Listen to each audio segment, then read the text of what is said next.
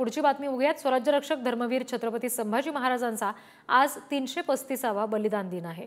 छत्रपती संभाजी महाराजांची बलिदान भूमी असलेल्या पुण्याच्या वढू बुद्रुक इथे या निमित्तानं विविध कार्यक्रमांचं आयोजन केलंय। राज्याच्या कानाकोपऱ्यातून शंभू भक्त महाराजांच्या बलिदान स्थळी नतमस्तक होण्यासाठी दाखल होत आहेत।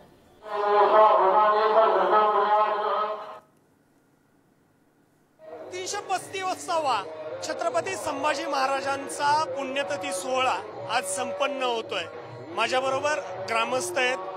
कशा पद्धतीने हा संपूर्ण सोहळा संपन्न होतोय, कशा पद्धतीने तुम्ही तयारी केली? आज धर्मवीर छत्रपती संभाजी महाराजांची 335वी पुण्यतिथी या ठिकाणी साजरी होत आहे। त्या निमित्तानं सकाळी संभाजी महाराजांच्या समाधीचा अभिषेक तसेच कवी कलेश वीर शिवले महापुरुषांच्या समाधीचा अभिषेक झालेला आहे।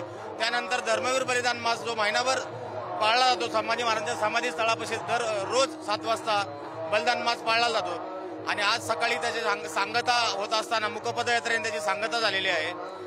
त्या मुकपदयात्रेसाठी जवळजवळ 7 ते 8 हजार तरुण धारकरी उपस्थित होते। खरं तर शासकीय पूजा झालेली आहे। तुम्ही खरं तर पुस्तकही खरं तर आज प्रकाशित केलेलं आहे। काय एकंदरीत हे पुस्तक आहे, कशा पद्धतीने या पुस्तकाचं लोकार्पण केलं?